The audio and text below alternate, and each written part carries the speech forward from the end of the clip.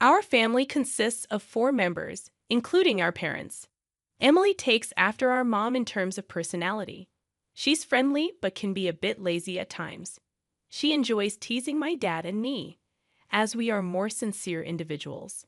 When we were kids, our mom, who shares a similar temperament with Emily, had a soft spot for her. It was pretty clear that she favored Emily over me. Whenever she hung out with friends, it was always Emily who got to go, leaving me behind because, according to her, it's embarrassing to introduce plain and quiet Ashley to her friends. On the flip side, Mom was really proud of Emily, who was outgoing and well-liked whenever they went out. Despite having a mom and sister like that, the reason I could stay positive was because of my dad.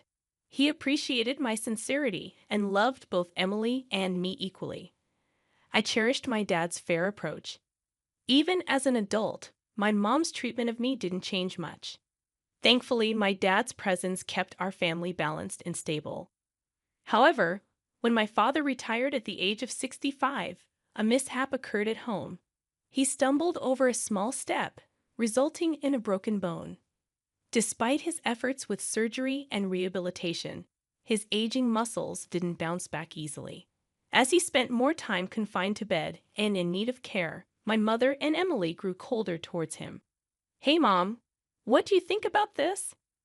"Yeah, it looks good. The food seems delicious too. Maybe we should go with this one."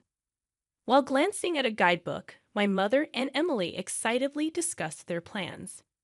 When I inquired about their conversation, my mother replied with a hint of irritation. They were organizing a family trip, but considering Dad's mobility challenges, I pointed out that traveling might be tough for him. In response to my comment, Emily said with a smile, "Well, we're not planning to bring him in the first place. We intend to leave him at home. That's cruel. It would be tough for him if he's left alone." "If Dad's not coming, I'll stay home with him," I declared. After expressing this, my mother and Emily exchanged smiles. Following that, my mother stated, "That's fine too. If that's the case, Emily and I will just go by ourselves. Whether you two come or not is up to you. But since it's a family trip, we'll be using money from Dad's bank account." A quick look at the guidebook revealed they had chosen a room meant for only 2 people. It was evident they never intended to bring my father or me along. Following that, my mother and Emily frequently ventured out on their own, staying at upscale inns and dining at renowned restaurants. It felt as if neither my father nor I existed in the house. I observed their actions from a distance, working diligently to complete my tasks quickly to attend to my father. When I couldn't manage everything alone, I sought assistance from care services for tasks like bathing and accompanying my father on short walks around the neighborhood. On days when I had to work late, I asked my mother and Emily to look after my father. However, they avoided the responsibility. "Ashley, I came to help with the bath, but is there no one at home today?" Upon receiving a notification from the care service staff, I promptly called my mother and Emily. Despite informing them of the staff's visit in advance, they had left my father alone and gone out. When they finally returned home, I confronted them, but there was no apology. The staff are professionals, right? It's okay even if we aren't there. Dad is an adult. He'll be fine being left alone. We don't want our time taken up caring for him like you. It seemed they genuinely believed they were doing nothing wrong. Realizing I couldn't rely on them, I decided that taking care of my father was my responsibility. I juggled work and caregiving. The daily grind was far from easy, especially since neither my mother nor Emily showed any concern or understanding. As the days passed, my father's condition worsened. He spent more time seated than walking and ate much less. Approaching the 9th year of caring for my father, I grew worried about his frail appearance. When I took him to the hospital, a shocking diagnosis awaited me. "Your father has advanced cancer. It can't be." Realizing that our time with him might be limited, I was determined to support him in his final days. I made the difficult decision to quit my job and become his full-time caregiver. I knew I had to share this with my mother and Emily. Their reactions were quite unexpected. When I told them about his condition, my mother remarked, Really? He never drank or smoked. It's unfortunate that such a sincere person ended up with cancer. Emily, looking stunned, said, I can't believe you give up your job to take care of Dad. I'd never make that choice. I expected them to be concerned about him, but there was no sign of it. Their indifference surprised me, as if it was someone else's problem. In the end, they only visited him briefly in the hospital and never made a proper visit. I provided daily support during his chemotherapy treatments. Despite our efforts, the cancer continued to progress, and 6 months later, he passed away. The days following the diagnosis were a blur. Upon learning of his death, my mother and Emily had a private discussion and left me to organize the funeral alone. Then they disappeared somewhere. I didn't even have the time to mourn my father, as I had to handle the funeral arrangements alone. As the funeral commenced, my mother took the stage to deliver the chief mourner's speech, despite not having contributed much. She put on a public face, irritating me, but the funeral proceeded smoothly. Exhausted as I returned home, my mother and Emily, who had already arrived, invited me to the living room, claiming they had something to discuss. Without considering my fatigue, my mother abruptly announced, regarding your father's inheritance, Emily and I will inherit this house and all other assets. Honestly, I wasn't in the mood to discuss inheritance on the very day my father passed away. However, Emily chimed in, we even have a proper will. Look. She proudly presented a document and began to explain. Right after Dad was admitted to the hospital, Mom and I visited him and had him sign this. It states that you won't inherit anything. Dad agreed to it immediately. With a smirk, Emily said, after all the help you provided, it's so cold, right? Maybe Dad, in the end, preferred me over his two serious elder daughters. That's impossible. Before I could respond, my mother interrupted with an inappropriate grin. Clearly, Emily is more adorable, though. Your father always stayed home and had no hobbies. He surely saved a lot, right, Mom? Even quit her job because of the inheritance, and I took some time off work to enjoy the inheritance for a while. Without allowing me to say anything, they continued their conversation. My mother then informed me, you, who have no job, won't get a penny from the inheritance. We plan to enjoy a vacation abroad for a while, so you should leave this place by then. Hurriedly, I countered. Wait a minute. Do you genuinely believe what you're doing is right? Without waiting for me to finish, both my mother and Emily firmly responded, shut your mouth. It's a waste of time trying to take the inheritance from us. With your father gone, we'll do as we please. Your role here is done. Please leave this house promptly. To think that after all you sacrificed for Dad, this is what you get. There was no need to go to such lengths for such an inept father. It's pointless to regret and think about it now. Upon hearing those words, any remaining bond I felt for my mother and Emily was completely severed. I couldn't forgive them for speaking that way about my beloved father. Holding back what I wanted to say, I calmly told them, I understand your thoughts. From now on, I can't imagine living together with you two. I'll gladly leave. Despite their initial surprise at my acceptance, the two soon smiled smugly together. Good to know. Once you leave this house, never rely on us again. Our relationship ends here. Whatever happens to you, we want no part in it. Don't even think of contacting us. Receiving this intense sentiment from my mother, I packed only my essentials and left the house. A few days after the inheritance discussion, something unexpected happened. I received a call from my mother, the same person who claimed she would cut off contact with me. When I answered, she immediately confronted me in anger. What have you done? Where has all the money from your father's account gone? Why are you suddenly calling? Didn't you say you wouldn't contact me? Silence. This is an emergency. Return your father's savings immediately.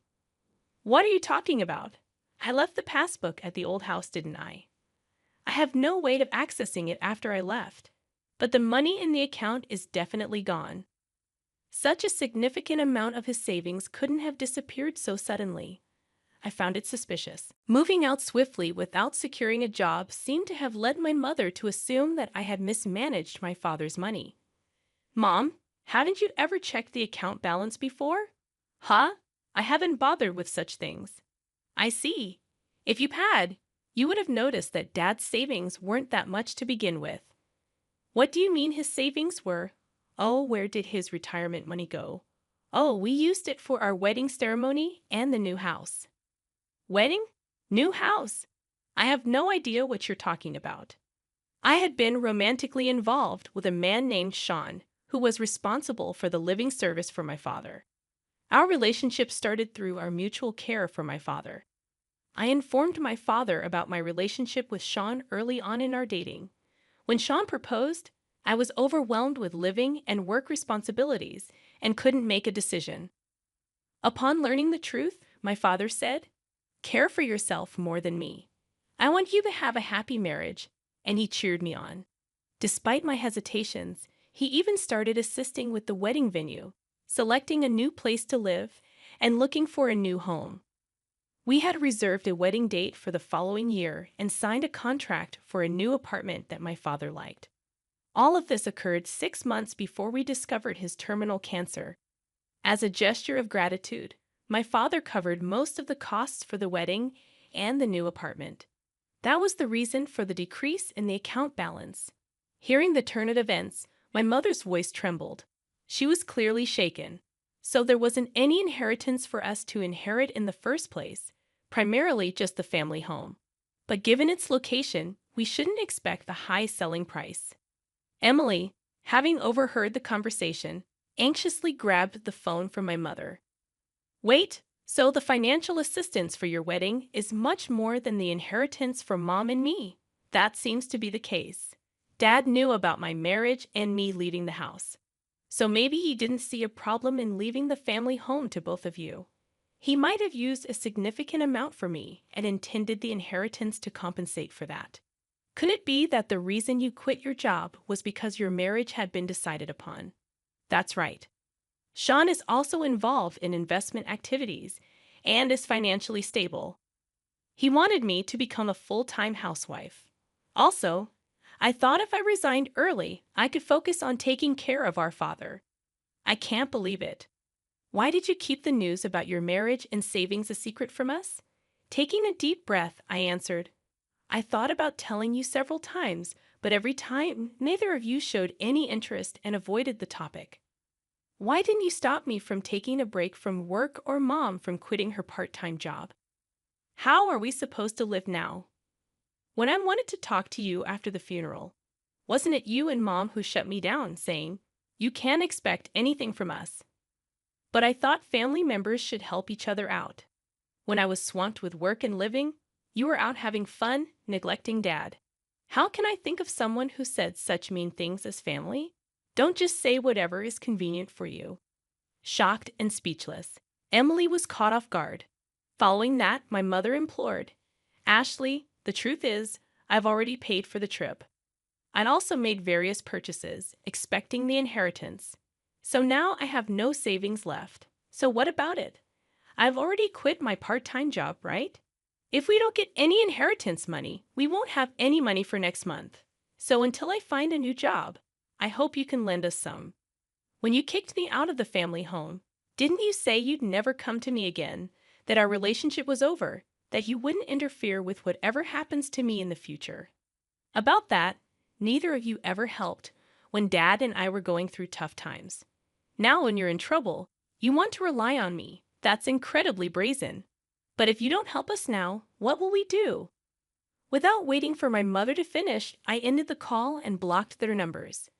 I was utterly disgusted by my mother and sister, who only claim to be family when they're in trouble. I decided to distance myself from these two. Later on, I heard from various people that although my mother and Emily had canceled their trip, since it was a last-minute cancellation, they couldn't get a refund. They've been barely scraping by, asking friends and relatives for money. They had to sell their house, but as I expected, they didn't get as much as they hoped. With the initial expenses for a new place and moving costs, they had hardly any money left. Emily returned to work, but because she asked her colleagues for money, her relationships at work became strained. She had planned to leave her job soon after finding a good partner.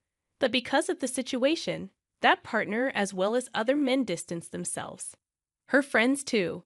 My mother tried to find another part-time job, but her previous workplace had already hired someone else, so it was hard for her to return. Due to her age, her job opportunities were limited. They managed their living expenses with my mother's meager part-time salary and Emily's earnings, slowly repaying their debts. Both of them seemed worn out. As for me, I was able to have a small wedding at the venue my father chose. The only regret is that my father couldn't be there for my wedding. But I believe he's watching over our happy moments from somewhere. My married life with Sean has been smoother than expected. We're enjoying peaceful and fulfilling days together. I'm eternally grateful to my father for supporting my relationship with Sean and giving me this opportunity. I've had to build a peaceful life with my husband, always remembering my gratitude to my father